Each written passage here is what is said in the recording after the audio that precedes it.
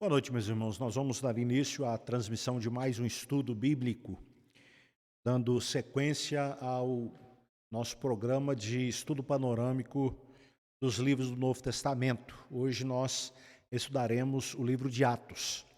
Vamos orar ao nosso Deus e depois vamos ler uma porção do livro de Atos e passar ao nosso estudo. Oremos. Deus bendito, nós agradecemos pelo dia, agradecemos pelo cuidado, pela proteção, pelo sustento. Agradecemos, ó Deus querido, por todas as bênçãos que o Senhor nos concedeu durante o dia de hoje. Nesse momento, quando nos reunimos, ó Deus, nós aqui, os irmãos em seus lares, para o estudo da palavra do Senhor, suplicamos ao Senhor que nos conceda sabedoria, nos conceda iluminação, para entendermos, ó Deus querido, o estudo que faremos da palavra do Senhor nessa noite, a fim de que possamos melhor compreender a palavra do Senhor, assim compreender a vontade do Senhor para a nossa vida, poder viver de conformidade com ela para a glória do Senhor e nossa bem-aventurança. Oramos no nome de Jesus. Amém. Eu vou ler os primeiros 4 versículos do livro de Atos. Então, por gentileza, abra aí a sua Bíblia no livro de Atos dos Apóstolos, os versículos 1 a 4. Vou ler os 4 primeiros versículos. Escrevi o primeiro livro, ó Teófilo, relatando todas as coisas que Jesus começou a fazer e a ensinar, até o dia em que, depois de haver dado mandamentos por intermédio do Espírito Santo aos apóstolos que escolhera, foi elevado às alturas. A estes também, depois de ter padecido, se apresentou vivo, com muitas provas incontestáveis, aparecendo-lhes durante 40 dias e falando das coisas concernentes ao reino de Deus. E, comendo com eles, determinou-lhes que não se ausentassem de Jerusalém, mas que esperassem a promessa do Pai, a qual, disse ele, de mim ouvistes. Então, versículos 1 a 4, para nós entrarmos aí no espírito do livro que nós iremos estudar. Como disse, uma visão panorâmica. Estamos apresentando os livros e o objetivo desse estudo é oferecer aos irmãos um conhecimento prévio, preliminar de cada um dos livros do Novo Testamento, para que ao ler esse livro, os irmãos possam fazê-lo com informações que vão ajudar na compreensão do livro, do tema do livro, assunto do livro, propósito do livro. Isso é importante, então, para entender o livro e a sua mensagem. Então, o livro de Atos. Quem foi que escreveu o livro de Atos? Sobre o escritor. Foi Lucas. Lucas, ele também escreveu o terceiro evangelho. Vimos já, quando tratamos do terceiro evangelho, essas informações aí a respeito de Lucas. Ele era de origem grega, portanto, ele era gentio. Ele foi companheiro de Paulo em algumas de suas viagens missionárias. Paulo fala a respeito de Lucas, lá em 2 Timóteo, capítulo 4, versículo 11. Ele é chamado por Paulo, lá em Colossenses 4, 14, de o médico amado. E ele escreveu também Lucas, como nós já dissemos. Então, são informações básicas aí a respeito de quem foi que escreveu esse livro, o livro de Atos.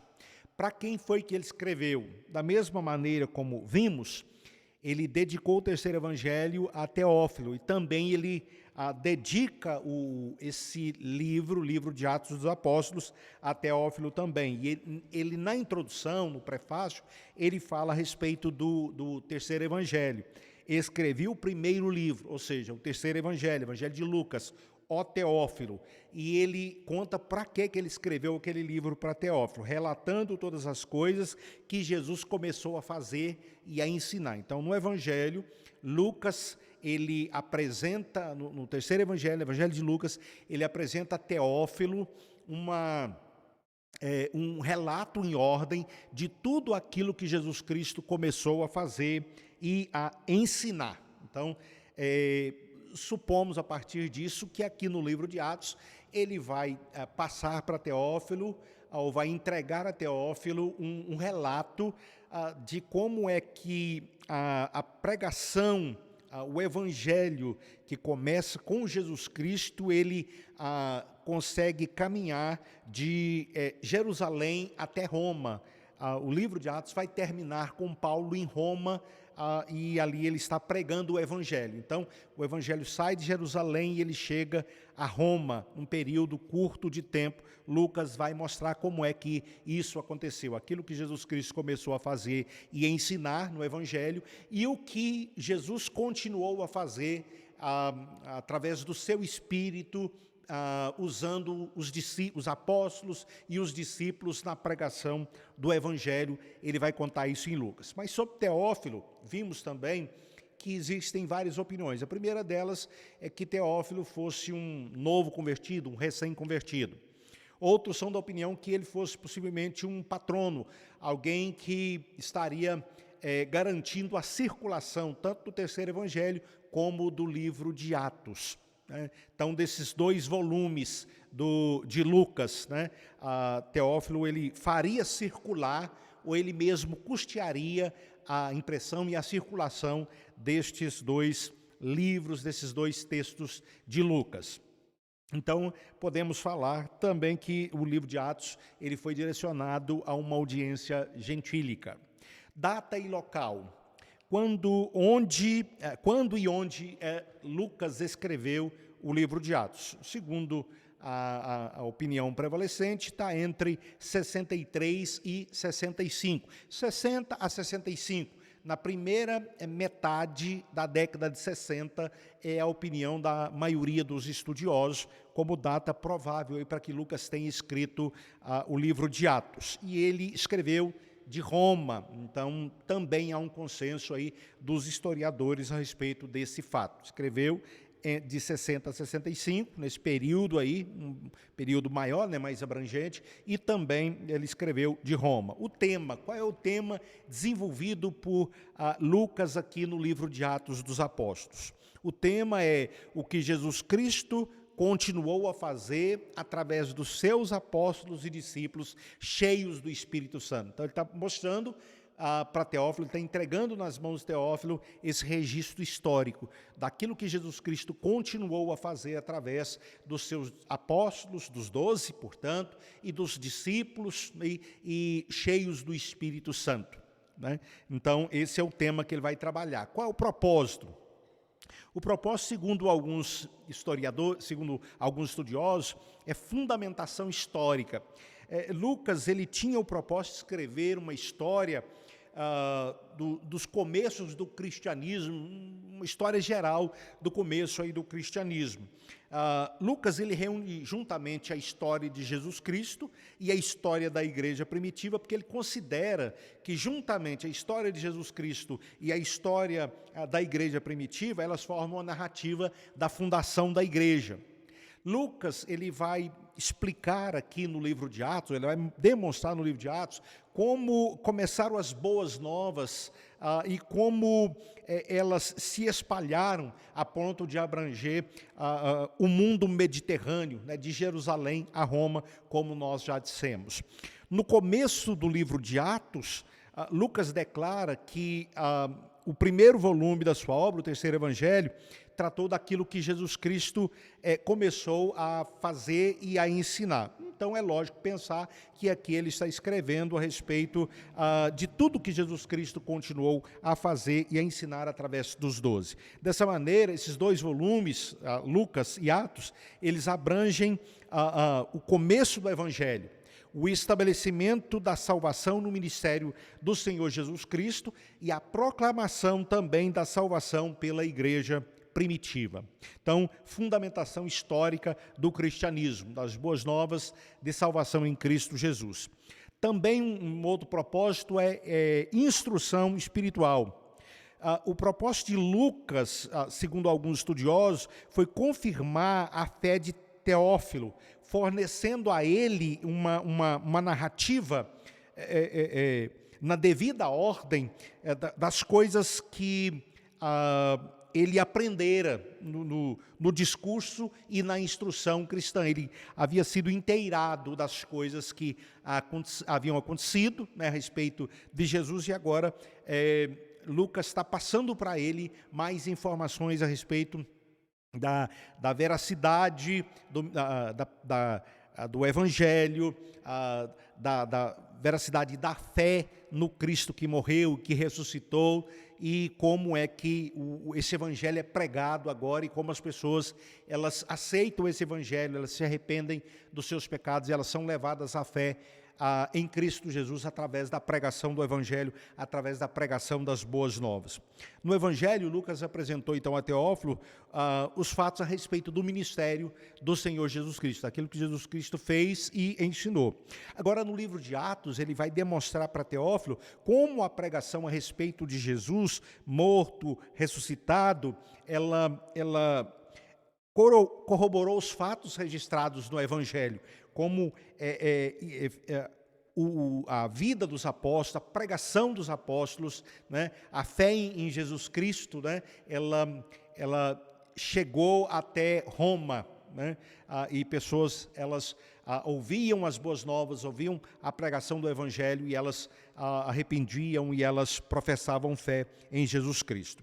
Atos foi escrito, então, podemos dizer, como uma narrativa dos começos do cristianismo, e também com a finalidade de fortalecer a fé e conceder a certeza do firme alicerce da fé cristã. Ela é verdadeira, ela tem fundamento histórico, ela demonstra realmente que ela é sustentada, ela é mantida por Deus, né? E agora vidas são transformadas, então isso vai confirmando essa instrução espiritual. Terceiro propósito seria o propósito evangelístico. O propósito de Lucas foi de demonstrar não somente que a vinda de Jesus Cristo ao mundo, ela cumpriu as profecias, mas também ele vai demonstrar o surgimento da igreja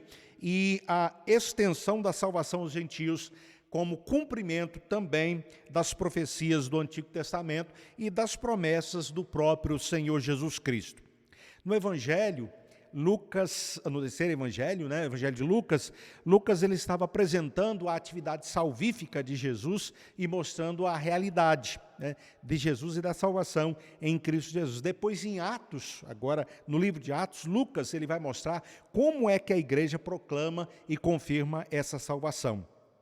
O que o livro de Atos efetivamente faz, então, é demonstrar como a salvação que se manifestou em Jesus, na pessoa do Senhor Jesus Cristo, durante a sua vida terrestre, numa área limitada de terreno, durante um curto período de tempo, ela se tornou uma realidade para quantidades cada vez maiores de pessoas durante um considerável período de tempo. Então, Jesus Cristo, em pouco tempo, ele veio, ele trouxe a salvação, e agora ele chamou 12 e ele trabalhou com esses 12, e depois ele vai enviá-los, e estes aí, cheios do Espírito Santo, eles vão proclamando a salvação em Jesus Cristo, proclamando as boas novas. Então, em Atos, Lucas demonstra como o Evangelho tinha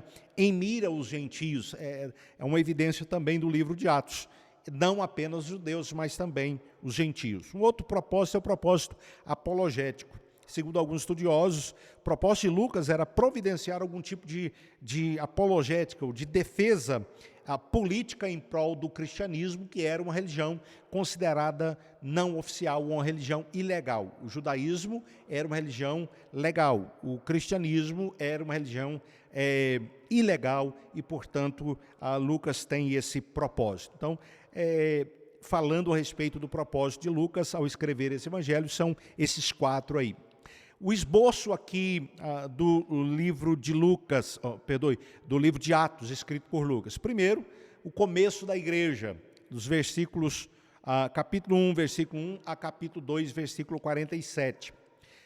Do capítulo 3, 1 ao capítulo 5, 42, Lucas vai falar aqui em Atos a respeito da igreja e as autoridades judaicas. Do capítulo 6:1 a 9:31, Lucas ele fala sobre a igreja, o início da expansão da igreja, como a igreja começa a se expandir, a sair de Jerusalém e atingir outras regiões. No capítulo 9, versículo 32 ao capítulo 12, versículo 25, Lucas vai falar sobre o começo da missão aos gentios. Então, até o capítulo 9, aí nós temos o foco em Jerusalém, e aí depois do capítulo 9, 32 em diante, nós temos já o começo da missão aos gentios. Depois nós temos a missão à Ásia Menor e as suas consequências, capítulo 13, 1 a 15, 53. Temos a campanha missionária de Paulo na Macedônia e na Acaia, capítulo 15, versículo 36 até o capítulo 18, 17. Nós temos a campanha missionária de Paulo na Ásia, capítulo 18, 28 a 20, 38. E nós temos, finalmente, Paulo capturado e encarcerado em Roma, capítulo 21 até o capítulo 28, 31. Então, Paulo ele é encarcerado e ele vai ser levado para Roma. E aí o final do livro de Atos, né, Lucas nos informa que Paulo estava preso em Roma. Nós não temos, Lucas não nos dá informação sobre o que aconteceu com Paulo, né? Sabemos que Paulo ele foi morto. Ele, escrevendo a Timóteo, ele fala que ele tinha certeza que não sairia vivo dali, que o tempo da libação dele estava chegando, e ele fala que ele completou a sua carreira, ele guardou a fé, só esperava agora receber a coroa da vida eterna. Mas Lucas não nos informa sobre o que aconteceu com Paulo ali em Roma. A teologia. Qual é a teologia do livro de Atos? Primeiramente, nós temos aqui uma continuação do propósito de Deus. A história registrada em Atos, ela é considerada uma continuação dos atos poderosos de Deus registrados no Antigo Testamento e também no ministério do Senhor Jesus Cristo. Alguns chamam isso de a história da salvação. A história da salvação, essa expressão, ela é uma maneira de entender como os vários eventos na vida do Senhor Jesus Cristo e da igreja primitiva foram ações históricas através das quais Deus revela a sua atividade, né? Então, isso é chamado de história da salvação.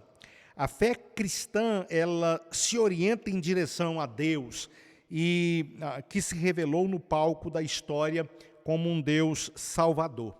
Nós temos aqui alguns eventos que mostram o propósito de Deus sendo realizado. Lucas, ele registra isso para mostrar que o propósito, há uma continuação do propósito de Deus, do propósito salvífico de Deus. O propósito de Deus é a salvação, não só dos judeus, do judeu, mas também do gentio. Então, Lucas vai evidenciar isso aqui desse evangelho. Alguns exemplos disso para nós entendermos. Por exemplo, todos os eventos registrados aqui no livro de Atos, eles foram levados a efeito, eles aconteceram por meio da vontade e do propósito de Deus. A própria crucificação do Senhor Jesus Cristo, Atos fala sobre isso, Lucas fala sobre isso em Atos, ela aconteceu segundo o propósito de Deus, né? Deus, os homens terem se reunido, terem se levantado contra o Senhor Jesus Cristo fez parte do propósito de Deus.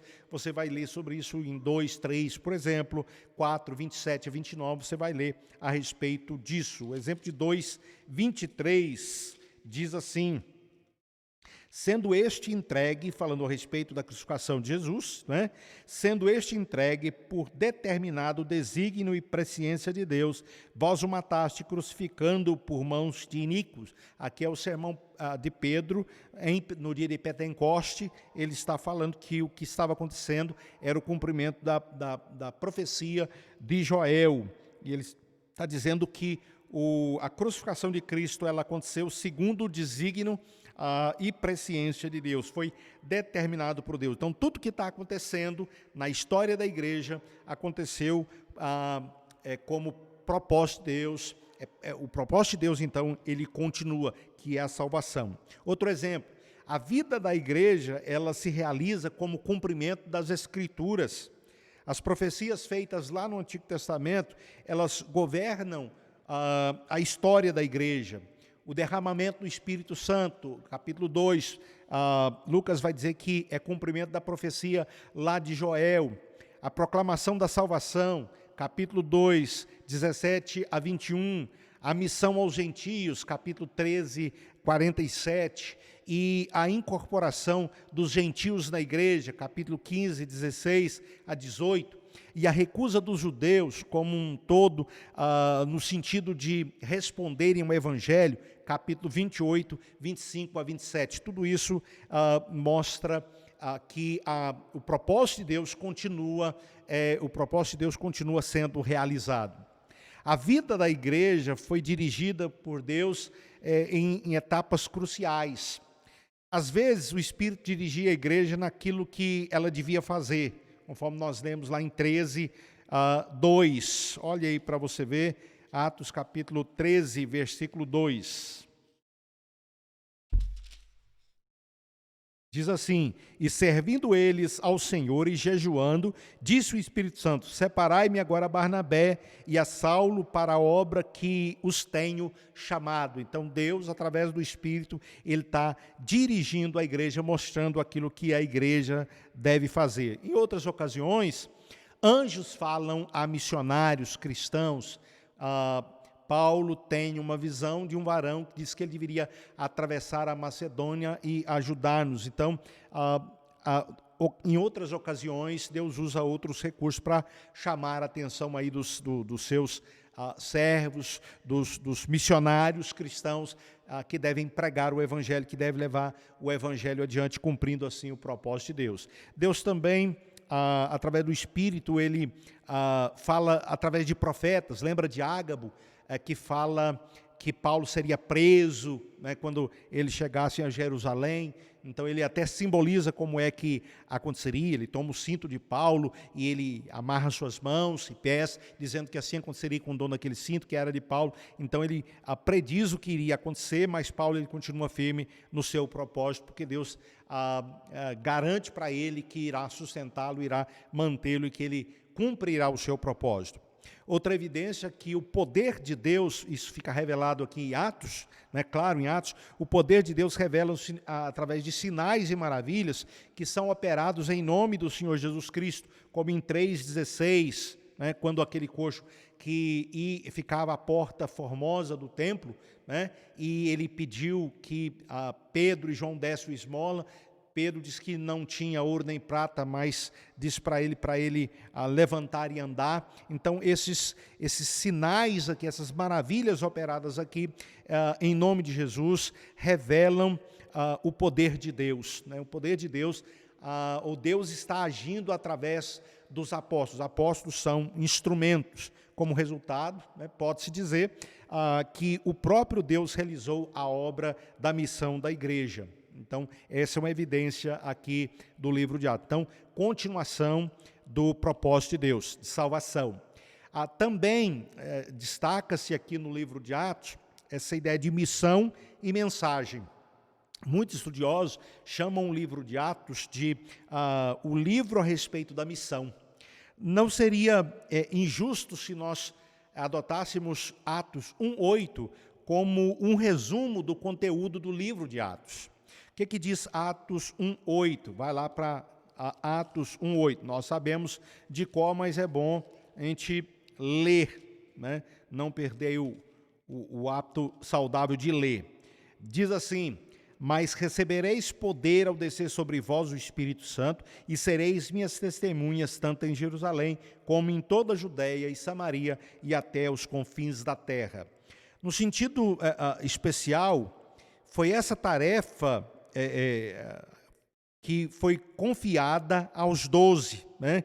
Aqueles que haviam estado com Jesus durante o seu ministério aqui na terra e que viram Jesus Cristo ser crucificado, viram Jesus Cristo ressurreto dentre os mortos e, portanto, eles estavam equipados para poder dar testemunho a Israel a respeito de Jesus Cristo.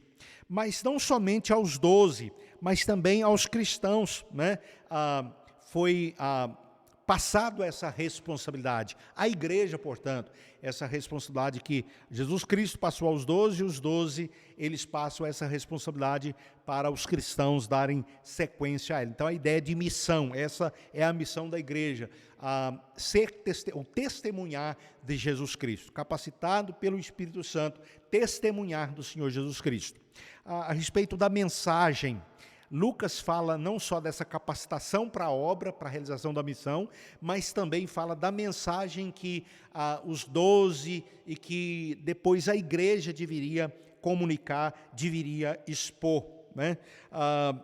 O assunto, e Lucas mostra isso através do sermão de Pedro, sermões de Pedro, sermões de Paulo, discursos, né, sermões, ele vai demonstrar qual é a mensagem que tanto Pedro como Paulo eles anunciam, né? O assunto é Jesus, o Jesus Cristo ressuscitado dentre os mortos, né? Depois de ter sido crucificado, capítulo 3, né? Pedro fala sobre isso, lembra, depois de ter sido crucificado pelos judeus, né? Ele ressuscitou e ele agora é declarado Messias dos judeus, ele é declarado Senhor e, portanto, ele é a fonte de salvação. Foi através de Jesus que foi oferecido aos homens o perdão de pecados, e foi a partir de Jesus que veio a igreja, o Espírito, como um dom, para que a igreja pudesse testemunhar de Jesus. O enredo principal da história em Atos diz respeito, então, à expansão desta mensagem de perdão de pecados, de concessão do Espírito Santo da parte de Deus àqueles que verdadeiramente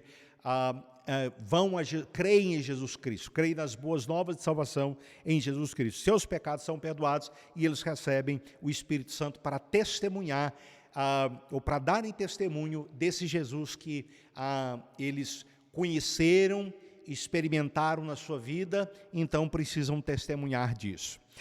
Outra ênfase aqui teológica em Atos é o progresso a despeito da oposição. Lucas, ele reconhece que assim como o caminho do Senhor Jesus Cristo levou ao seu assassinato judicial, assim também o caminho da palavra de Deus está cercado de oposição. Começa com a zombaria dirigida aos cristãos lá no dia do Pentecoste, quando os cristãos, quando aqueles que estavam ali, ao ver os apóstolos falarem no idioma para o qual eles não haviam estudado, que eles não conheciam, cheios do Espírito Santo, muitos zombaram dizendo que eles estavam bêbados. Então houve ali zombaria. Então essa perseguição dos judeus, ela começa com zombaria, depois ela continua quando o Sinédrio ele quer forçar o Pedro, João, a não falarem de Cristo, proíbe, na verdade, Pedro e João e os apóstolos de falarem de Cristo.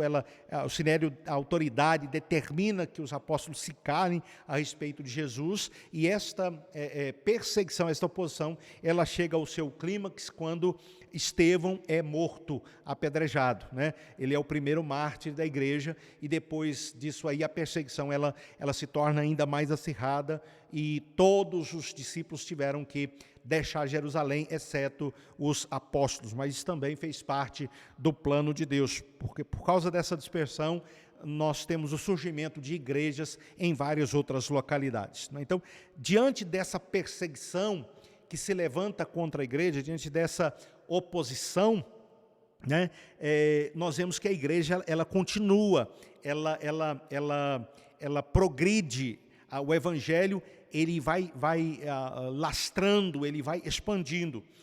Então, os cristãos eles são chamados a permanecerem firmes, né? Por que isso acontece? Por que acontece essa progressão a despeito dessa perseguição? Porque os cristãos estão cheios do Espírito.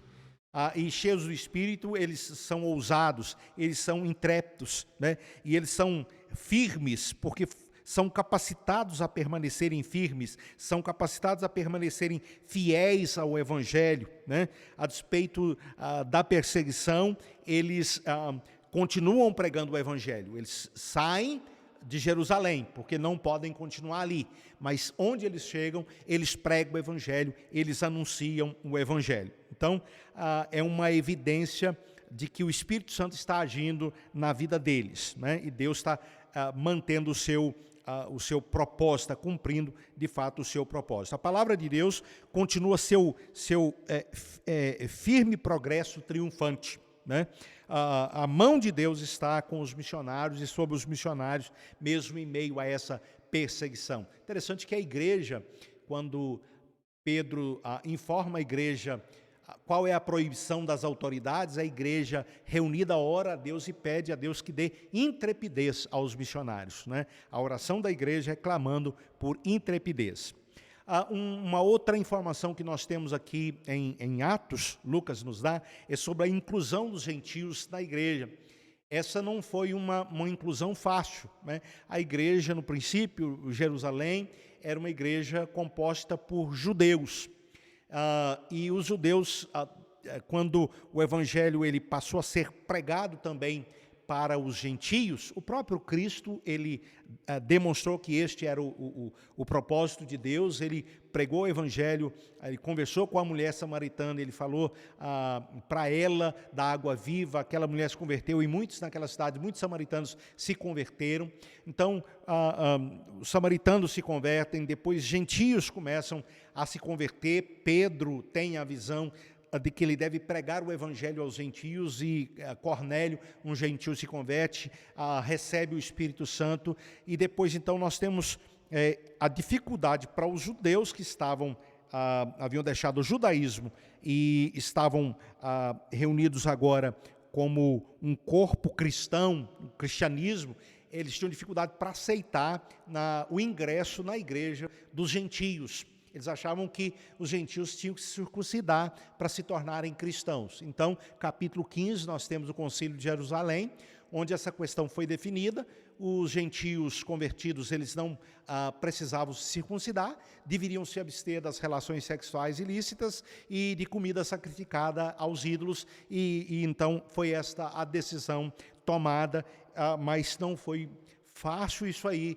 Foi o próprio Deus quem conduziu este ingresso quando ele concede a Pedro aquela visão do lençol que desce do céu, e Pedro entendeu que era uma referência ao evangelho ser pregado aos gentios. Depois Paulo é chamado para pregar o evangelho exclusivamente aos judeus também, mas aos gentios, especialmente aos gentios. Então nós temos no livro de Atos, Lucas mostrando num primeiro momento Pedro como o grande líder, e depois Paulo vai se destacar no restante. Paulo vai destacar também como um dos grandes líderes da igreja, um dos expoentes da igreja.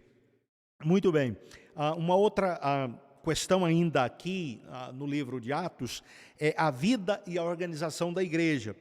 Lucas ele se preocupa em oferecer aqui no livro de Atos um retrato da vida e da adoração da igreja. Sem dúvida, como ele faz isso com o objetivo de guiar, de orientar a igreja dos seus dias.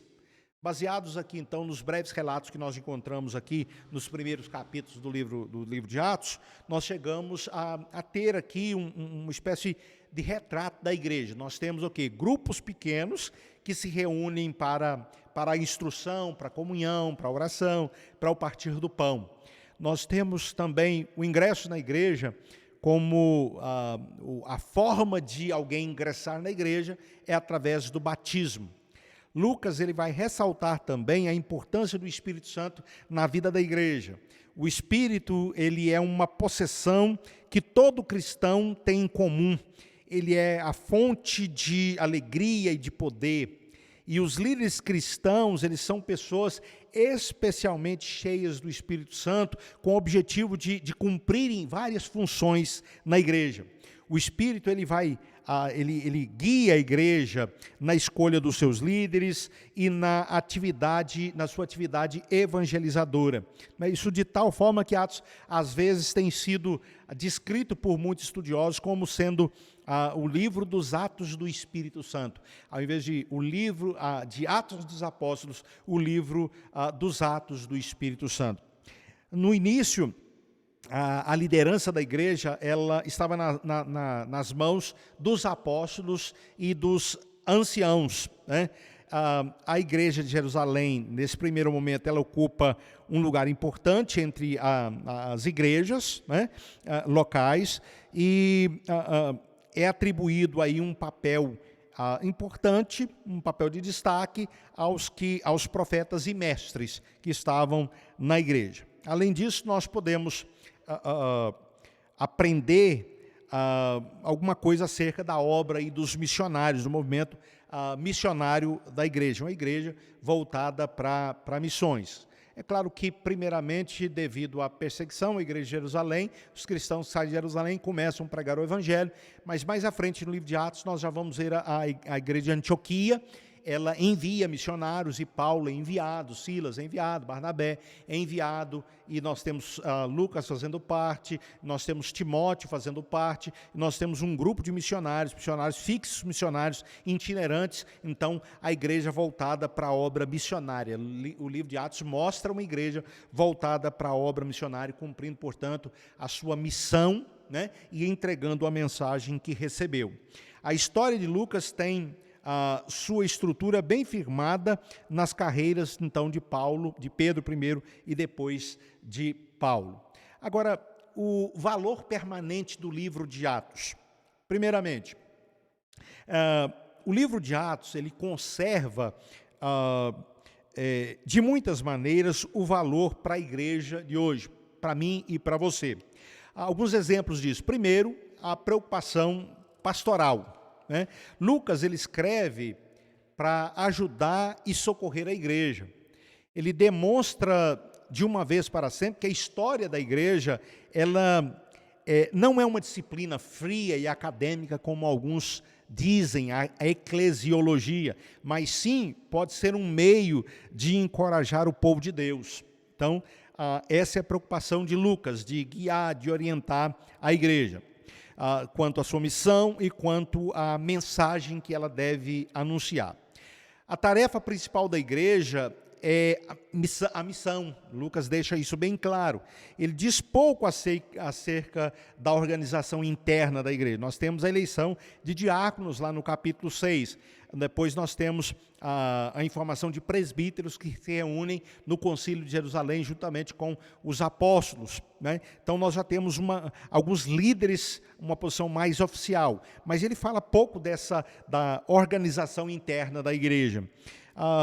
Mas ele se concentra principalmente a este aspecto da tarefa da igreja, da obra missionária da igreja. Além disso, para Lucas, a missão importa em evangelização, importa em proclamação das boas novas de Jesus Cristo, e o desafio apresentado aos homens é o de arrependimento e fé. Lucas também, o livro que Lucas escreve, o livro de Atos que estamos tratando, ele fala a respeito de que não deve haver discriminação na igreja. Lucas vai demonstrar que no propósito de Deus não pode haver discriminação racial dentro da igreja. A igreja, ela é conclamada a testificar a todos os povos, e a salvação ela deve ser oferecida a todos nas mesmas condições. Então, sem acepção de pessoas, sem discriminação, nós devemos pregar o evangelho a todas as pessoas. O livro de Atos deixa isso bem claro. Outro assunto extremamente importante para os nossos dias é o papel do Espírito Santo em capacitar e guiar a igreja. Lucas ele vai destacar isso aqui no livro de Atos, né? O papel do Espírito Santo capacitando e guiando a igreja na realização da sua missão. A missão da igreja não é uma mera realização humana. Os dons do Espírito, eles foram dados com o propósito de missão, para a realização da missão, não para a edificação particular dos membros, somente dos membros da igreja, mas também para a realização da obra missionária. Então, o Espírito Santo, ele capacita, ele guia a igreja, não só na edificação dos seus membros, mas também na obra missionária. Outra coisa importante que o livro de Atos destaca para nós é que a igreja, ela é levantada e ela é dirigida por Deus. Lucas vai deixar isso bem claro. A igreja, quem levanta, quem dirige, quem guia a igreja é o próprio Deus, para que ela possa cumprir os seus propósitos. Nesse sentido, então, nós podemos dizer que Lucas, ele acreditava no triunfo final do Evangelho, né? Ao mesmo tempo, porém, ele tem plena consciência de que esse triunfo do Evangelho, ele se dá também mediante a pregação do Evangelho em meio à perseguição.